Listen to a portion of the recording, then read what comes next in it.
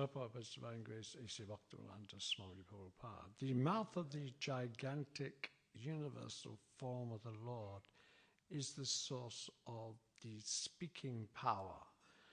The director of the fire element is the controlling deity, or the Adhideva. The speeches delivered are adhyatma, or bodily functions, and the subject matter for the speeches in material productions is, or the abhibhuta principle, is the material productions, or the abhibhuta principle. Om Jnana Tamrandasya Gananjana Shalakaya Chakshushamalatam Jena Tasmat Sri Gurave Namaha. Sri Chaitanya Manoviswami Tapatam Jena Bhutale Swami Pragalamayam Dhananti Swadhanik. Namo Jabraya Gurave Madhishwara Govinda Swami. Jai Shri Prabhupada Jagat Guru say the entire world. So today we're trying to represent the teachings of the Acharyas. And as you know, our line goes back. We have our current Diksha or Shiksha Gurus.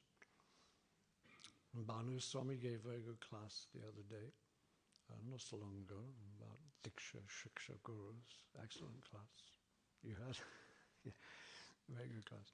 Diksha, Shiksha, no difference. Chaitanya Charitamrita, Prabhupada, right there. Of course, they serve different functions, that's all.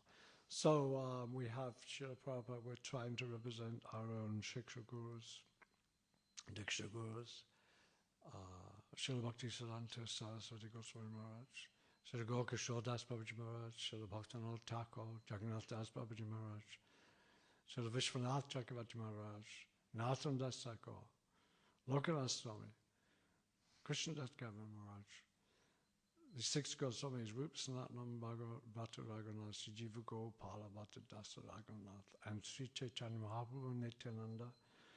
This is the line we represent, the Gaudiya Vaishnava line.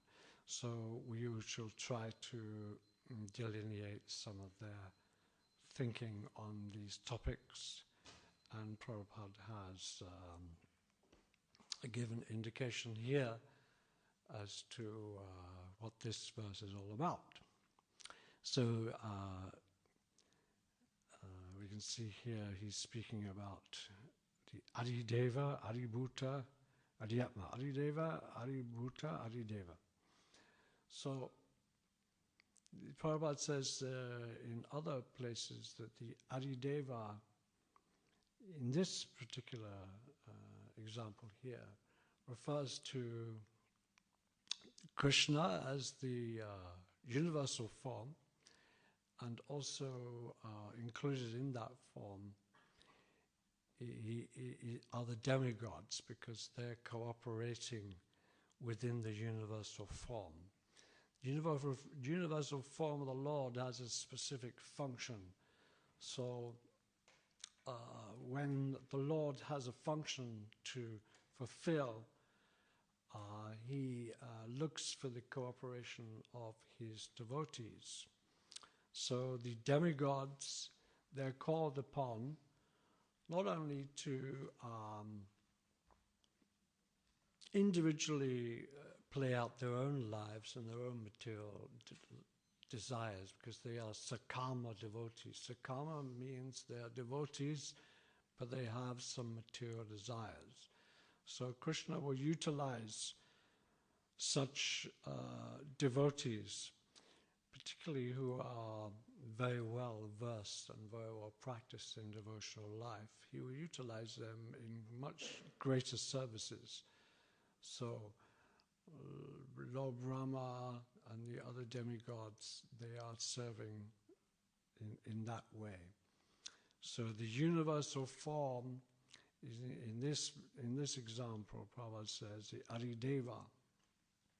The Adhideva is the combined universal form, including the demigods and the super soul who's acting within everyone's heart, and even within every single atom.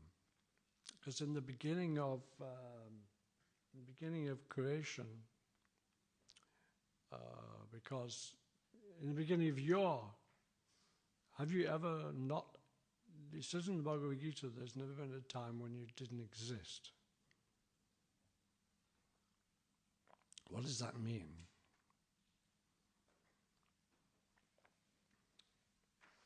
We have to contemplate what that means. Huh? Eternal. But at the same time, although you're eternal, Balaramji, he has manifested you. So, Krishna's become many. So, although you're eternal, you become many. So, this is something we can contemplate and consider. How you come from, I think that the one thing to consider is that you are from somebody who is eternal. You're part and parcel of somebody that's eternal. Therefore, that somebody, namely Balaram, he has become many. And because you're part of Lord Balaram, you are considered, there's never been a time when you didn't exist because you come from the same energy. I think that's the way to. Everyone agree with that?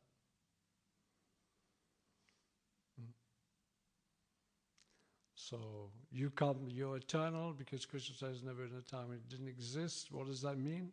It means you come from the Supreme Personality of Godhead who's always existed. Just like perhaps you give an example of a father. Within the father there is potential of creation of many children.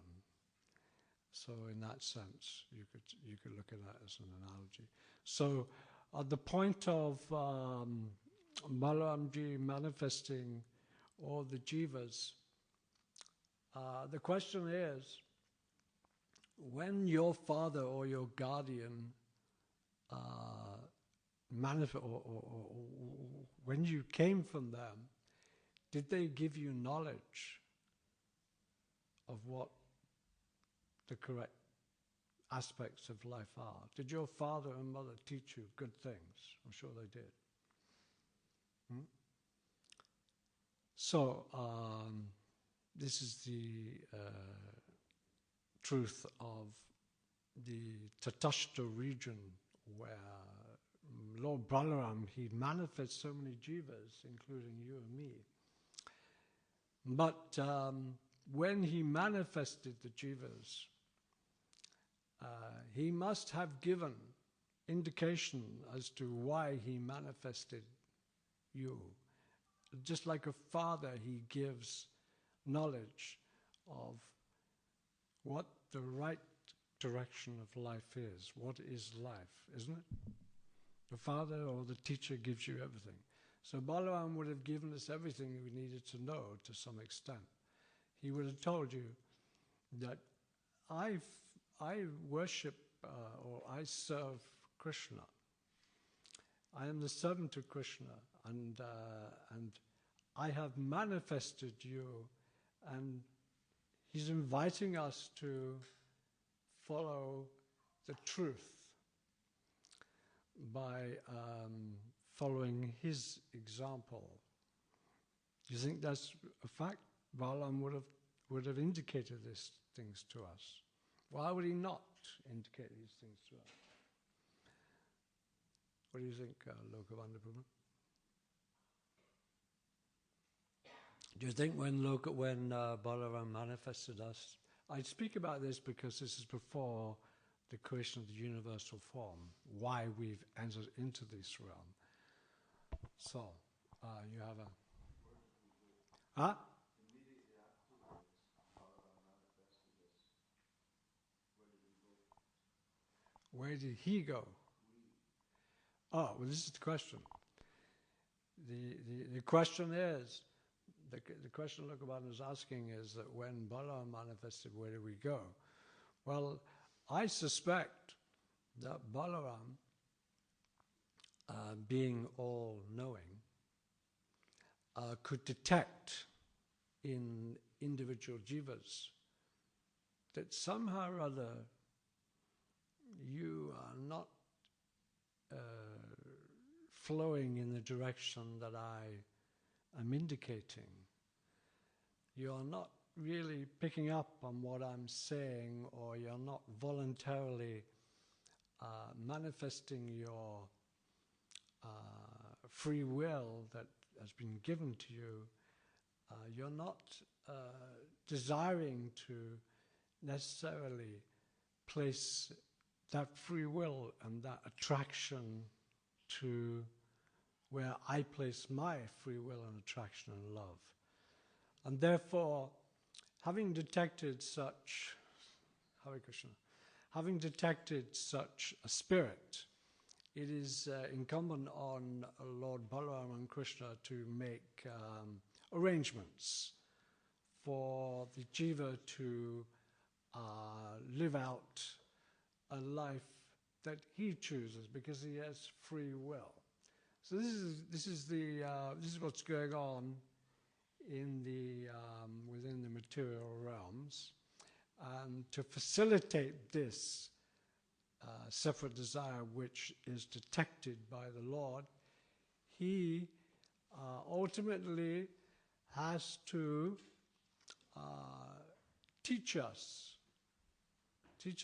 and inspire us how to live such a life, because we are fully dependent on him. So the Sadbhuj principle is there, that the Vishnu, through the Sadbhuj principle, is showing the jiva how to engage in the material energies. He sets example. This is how to be an enjoyer of the material energy. This is there in the scriptures. Yes, Hare Krishna Prabhu. Now is this time for questions? Can we, or would you wish to rather? You can ask a question, yeah. Okay. Since this is a statement, what you're offering, that, Since what time? Since this is a statement, and you're making a statement about the Jivas and Balaram connection.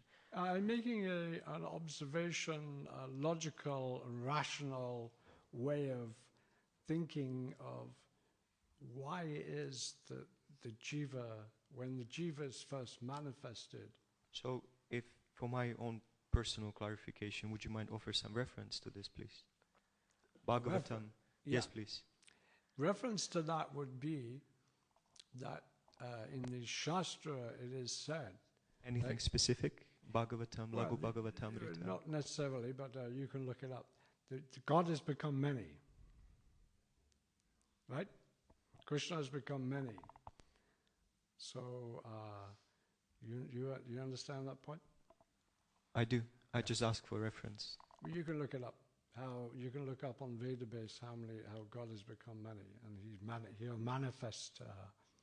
He's manifesting himself through Balaram, through the Tatashta Rishnas. Bhaktivinoda Thakur in his Jaiva Dharma will give further clarification of this. But what I'm indicating by logic and rationale is that just as the jiva, just as the father manifests his children and he gives knowledge to them, Krishna, when he manifests the jiva through Balaram, he would have given knowledge and access to himself. Does anyone disagree with that? And if he didn't give access and knowledge of himself, wouldn't that be something that one would consider kind of, well, why not? So anyway, these things, I think we have to look at things rationally and honestly as to the situation we find ourselves in, and why I say these things, because we were thrown and covered by the material energy. Adhyatmic, Adhibhautik, Adhidevik. The Adhidevic principle here is the jivas is the universal form, and the demigods who are creating this material facility for us and throwing us into it and covering us. That is what's going on. And the Adhyatmic is the jiva who is experiencing these things with his body and his mind. And the Adhibhuta is although the jiva with his body and mind is made of the material elements, same time, the material energy is a separate energy from him. So though he's placed within the material energy, with his body, mind, and senses, same time, he's within an energy which is acting differently from him. So that's something to be considered. And the Adhibhuta means, Prabhupada says, you take birth, you dwindle, you remain for some time, and then you die. So this principle of the Adhibhuta, the energies of the material world, why they work like they do, is called the Adhibhuta. For instance, your cells in your body are changing, constantly changing. But after a period of time, they won't replenish themselves. You become old. This is the Adhibhuta principle. You don't know why it's taking place. Prabhupada once sat on the Vyasasana and he said, I'm sitting on this Vyasasana and I do not know how my digestion is working, how my body is working, how my heart is working, how all aspects of my body are working. I do not understand any of these things. So this is the Adhibhuta. It's going on automatically. In fact, if you took one single cell and pulled it apart and told the best of the scientists, here is the cell, we've taken it all apart, put it back together again, they will be clueless. They wouldn't know how to do it. So although this is called the Adhibhuta principle, it's so complex energies, and you could examine the Adhibhuta principle a lot further as well, like the ACs, TGs, and the DNA system. Sariputta Prabhu said that the Lord Balaram, Lord Brahma, he has all the genetic codes within him. He has all the machinery that's required to create all the bodies. He knows it well because he's been given that code by Krishna. So then what he does with that code is he manifests various projetas, and they have some of them codes, and then they manifest. And this is how speciation takes place. Now the question on speciation, which the Darwinians quite often contemplate, myself and Ramnasingha Prabhu, we quite often have we have discussions with them on site sometimes. So what I would suggest to them is that actually the principle of speciation took place a long time ago. This is nothing new.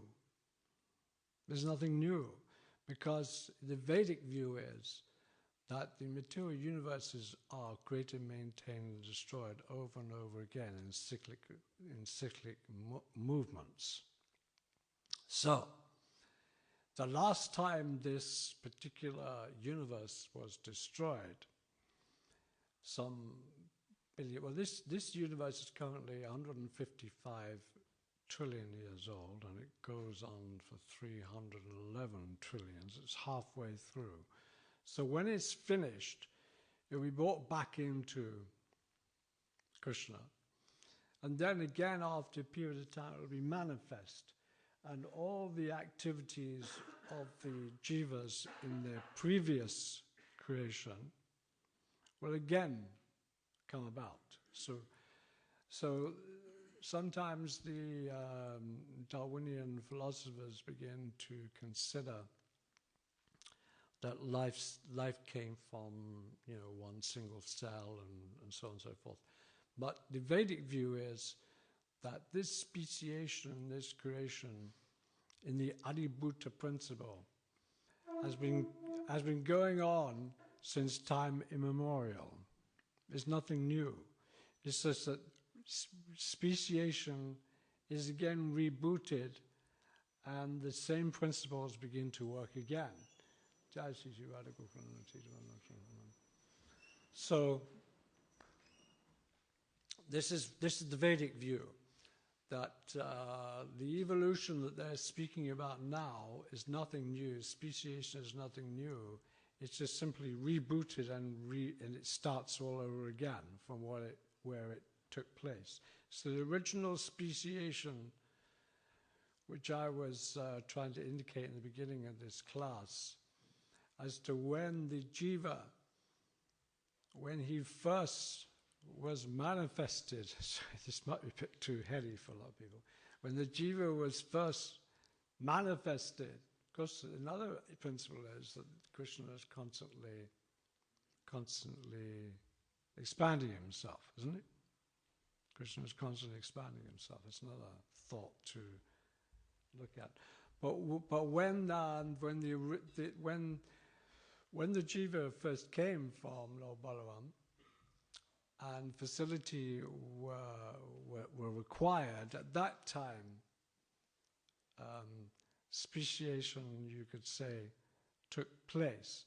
But it does indicate in the Srimad Bhagavatam, in fact, I think Prabhupada mentions, that when you first leave the Tatastha region, everyone becomes Lord Brahma. But actually that's not the case, but it does say that in some people have that view, that everyone becomes Lord Brahma.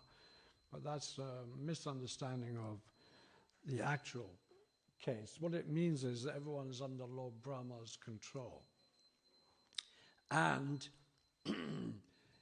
because when you first come to this material world, you'd be reasonably well situated in your consciousness, and therefore the type of speciation or type of body that you would require would be quite an elevated body. You'd have quite a reasonable amount of knowledge, right? Just like someone who has very good education, through association of such highly cultured persons, someone that's very good, they would lead a very good, educated, cultured life. But as they entangled themselves and got into wrong association, you might find that they would degrade in their consciousness and degrade in their activities. So I'll answer your question as we can. So when the jiva first comes from the Tatastha region, he's quite elevated in his consciousness, but he's thrown into the material world, he's entangled, and due to the energies of the material world of enticing one to enjoy and being a separate enjoyer, he tends to degrade himself. So the material energy works in such a way. Knowledge degrades after a while. Therefore, Krishna says, I come again and again to re-establish principles of religion. So these, yes, do you want to? Hare Krishna, just wondering, what does speciation mean? Right. You said you mentioned. Speciation. Yeah, what does it mean? What does it mean? It means different beings, such as birds, beasts, insects, anything you like. There's 8,400,000 different species of life. So speciation means that different types of bodies for the jiva to inhabit. And the systems, how the jiva inhabits them, is an automatic system, because the consciousness drives you into specific species The species are already there. Particular types of body to suit particular mentalities. So this is all arrangement of the Lord, which is way beyond any comprehend. It's inconceivable. Same time, when you get AI, you know, in AI, it's very complex. You can see it's hinting at such of the glories of the Lord. If I speak on my phone about I need some new trousers or something, let's say, you'll get lots of adverts coming up. You know, AI is very, very complex. So if they can do it, and also on a simple little microchip, so much information, you can get the whole of the British Library on one little chip. So it's not too inconceivable to recognize that Krishna, through his Adibhuta principle, the Adhyatmic, the Adideva, working the Adibhuta principle on the Adhyatma, the Jiva, he's throwing him, covering him, and giving endless facility for him to enjoy himself. And when he enters into this material world, everything is automatically connected up. So therefore, if you study something of quantum physics, you'll find many of the physicists, even people like Schrödinger, Thaler, Bohr, Einstein to some extent, some of our leading physicists will not disagree that your consciousness is linked with matter automatically. And therefore, you may have seen, or you may not have seen, the observer effects of the two slits experiment. Have you seen that? Raise your hand if you've seen the two slits experiment. Right, so there's a few people here. Well, you should look at it, because it's a very interesting experiment. You go online, and Richard Feynman, one of the leading physicists, said, if you think you can understand the two slits experiment, explain it academically, then you don't know then you don't know what quantum physics is all about. So the two slits experiment shows that when there is an observer, matter works differently, and when there's no observer, it works in a different way. So this is to do with light particles entering into two slits and acting. So they've detected that when there's an observer, either a physical observer or a machine, but the machine and the physical observer are the same, one and the same, because the machine is built by a physical observer, and ultimately the physical observer will be using the machine to see what the machine has observed. So you will find that it's a mystery as to why, when there is no observer, light works in one way, and when there is an observer, it works in a different way. No one knows why that is. But the spiritualists and the philosophers and the thinkers, they indicate, and Schrödinger and Bohr indicates, that this means that consciousness, as Prabhupada says here, the Adhyatma is entangled in the Adibhuta via the energies of the Adideva. This is what this indicates. Now, many atheistic philosophers won't agree, but why it seems to be the case.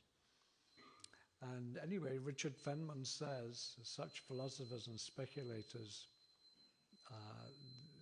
with all due respect to them, he said that even if you have tons of PhDs, you can still be a complete idiot. That's what Richard Feynman said. But actually we do rather respect people who've got high education and high culture. Because people with high education and high culture, whether it's in the arts or whatever, they're exploring the energy in higher ways, you could say. The Adibhuta principle is working differently on them, And it's taking them up perhaps a little higher towards where the demigod's realm is. And beyond the demigod's realm, there is the higher realm. So we do appreciate higher education. I mean, sometimes you can hear an opera singer singing beautiful songs about romance, and they sing it in so wonderful ways, and the tragedy of they depict the material world really well, and they really get into the emotions. So we do admire that.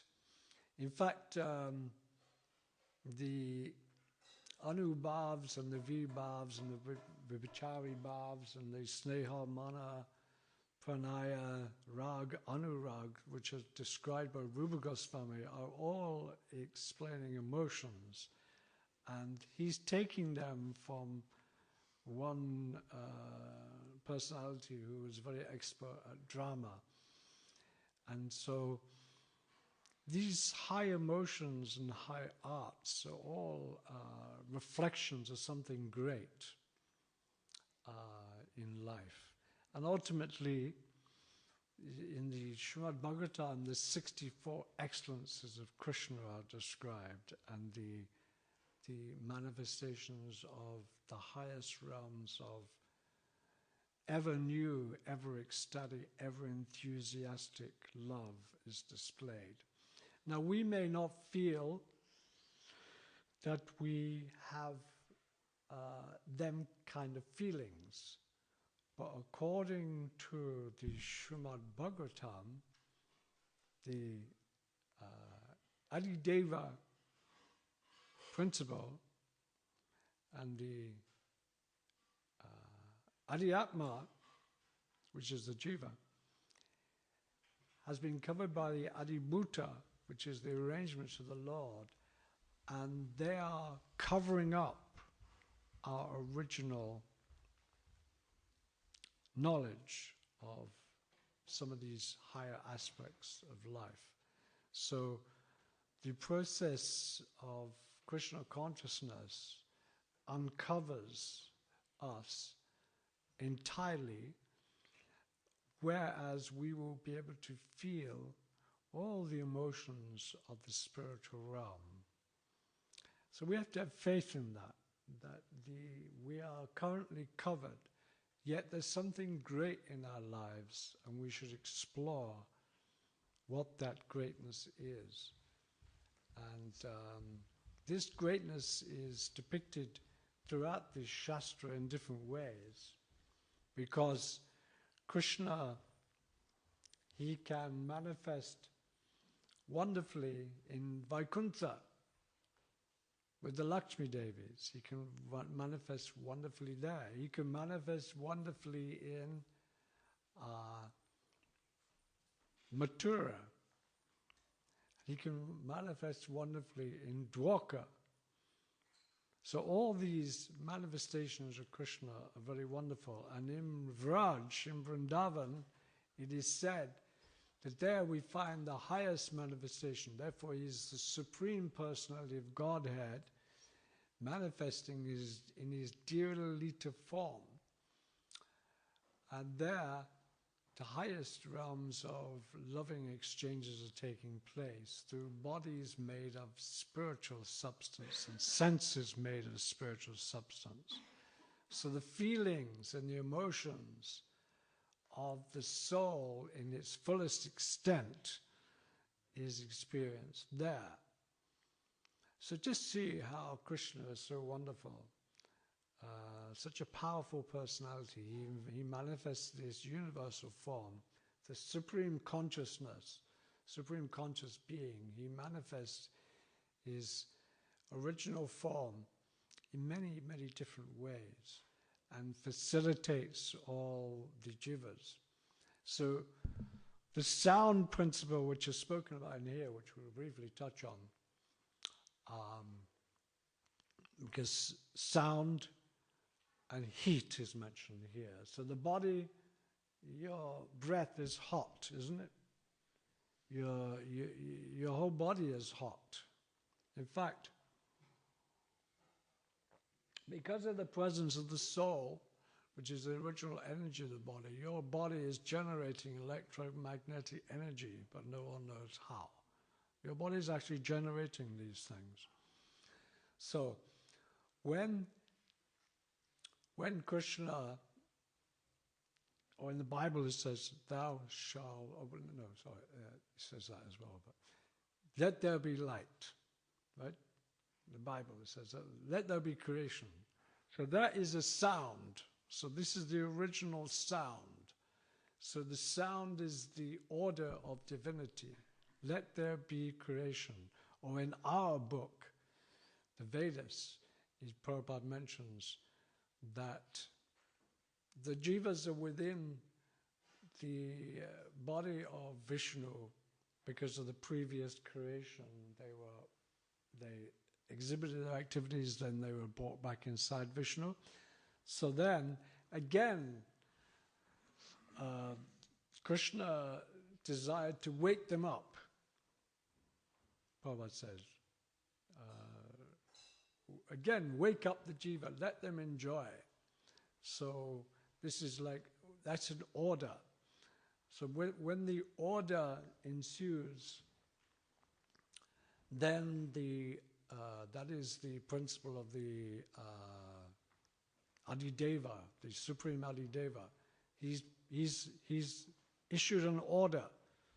So then the Adibhuta principle follows that order. So let there be light.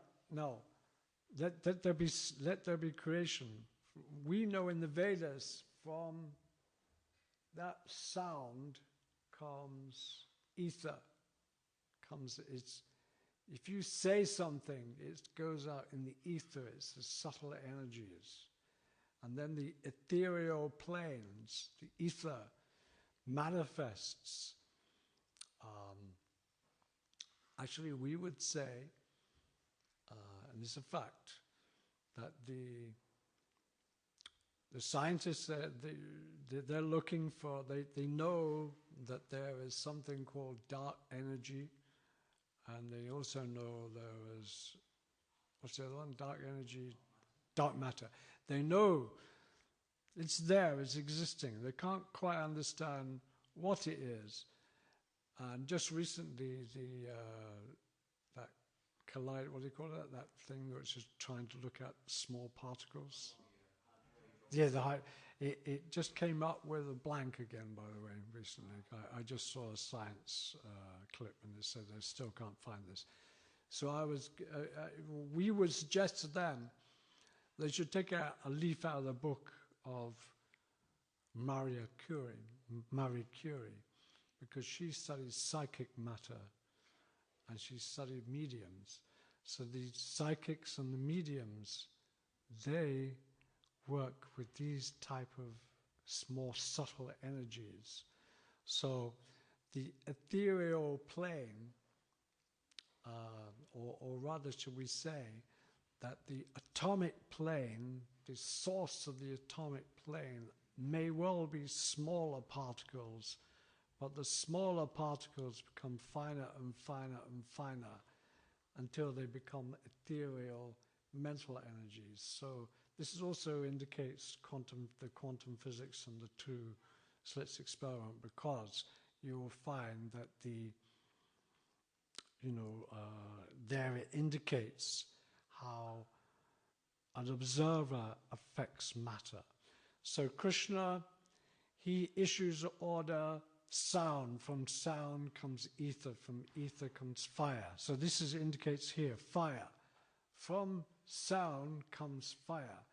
So the ethereal plane, the subtle planes, enter into the atomic realm. The atomic realm, or should we say, transforms or devolves into the atomic subtle plane. Sorry, the atomic plane. You know, the protons, neutrons firing. All these, one second, all these atomic, they contain energy, and the energy is electromagnetic energy. So this is where the fire comes from. So the fire, Krishna says, from ether, from sound comes ether, from ether comes fire. So the fire that we refer to here is not necessarily the fire blazing, but the fire of the energy of the electromagnetic energies which are in a cell, and they manifest the classical world around us. Because atoms in their various combinations form different elements. Did you know that an atom, if it's got so many protons, it manifests one type of element? And if it's got a different amount of protons, it manifests a different element. So gold, carbon, all these different elements, they all have different amounts of protons in them, which cause them to manifest a specific element. So the yogis from India, due to their mystic powers, they could create gold out of metal, right? So what they knew how to do is to infiltrate the protons, manipulate them, and change. This is indicated. Sorry, Papa, yes?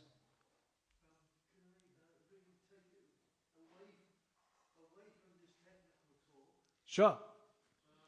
Technical means science, means Krishna. Science, all these things that are of this day and age.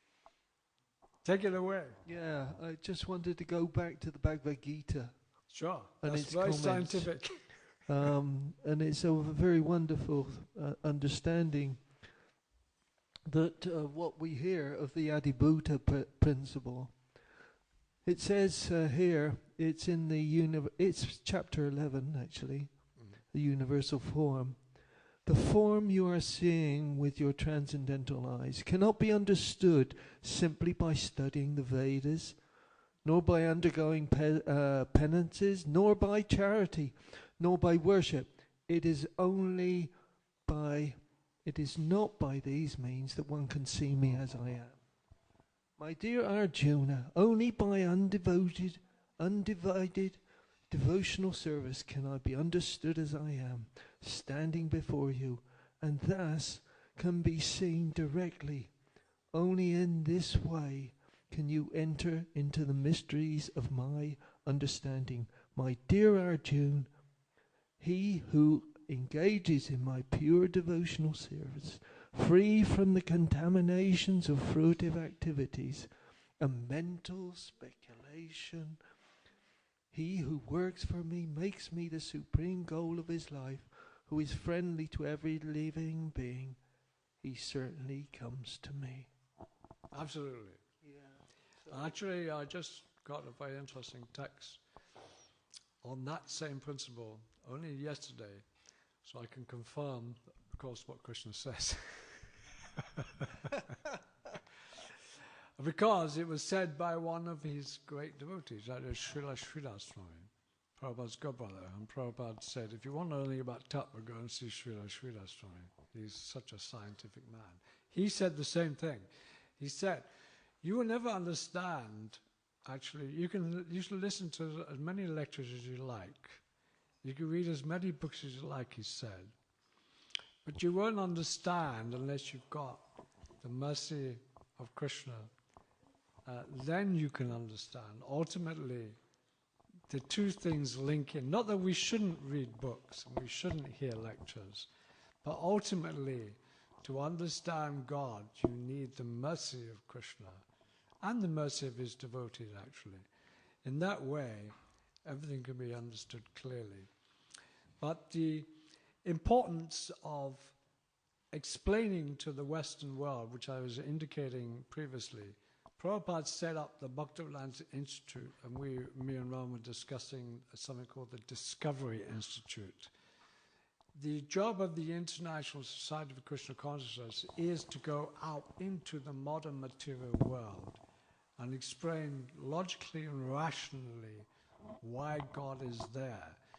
If you do that, people might begin to think, oh yeah, perhaps that could be the case. And then they can then enter into more faith, because Prabhupada said, God is great, but you have to understand how great He is. And when you understand how great God is, then it will give you more faith and more understanding and more inclination to surrender to Him. So the Adibhuta, that's why in the Vedas, everything is explained very extensively for particular personalities who might need to hear it in that way. Other people were not interested in science, but they'll be interested in the political angle of the Varna Ashram system that we have. And that's also a perfect system. So we need to explain that as well. So that is the basic principle of the Krishna conscious movement and what is up to. So this transcendental sound from God is an order. It comes into this material world. That is the Adideva, and the Adiyatma, the Jiva, are affected by the order, and the Adibhuta, the total material energy, is covering and throwing them and giving them endless possibilities. In the quantum physics, it's said, endless possibilities, many possibilities, many possibilities, because atoms and elements can manifest in any way you like, according to your consciousness. What you want, what you deserve, what you desire. The material universe, the Adibhuta principle, Sariputta Prabhu says, is responsive. I mean, the universe is a responsive body that connects to us and works with us. So this is what's going on. Know it or not, that's what's going on. That's what the Vedas say. And you will find as scientific studies progress on, they will come to similar conclusions of that. And any scientist worth his salt will accept that. And that is the principle here. Okay, well, thank you. Yes, probably your question. Can we say the cover principle, so like lust and the sense objects, they are also Adibhuta? Like The last objects of the senses. Yes, like lust, Yes, fear, guilt. Lust, envy, greed. All these emotions, feelings All these are emotional coverings? feelings within the material world. This is the Adibhuta principle working within you. You're reacting to it. So what is the essence of life? You cannot deny the beauty of the female form, for instance. You cannot deny it.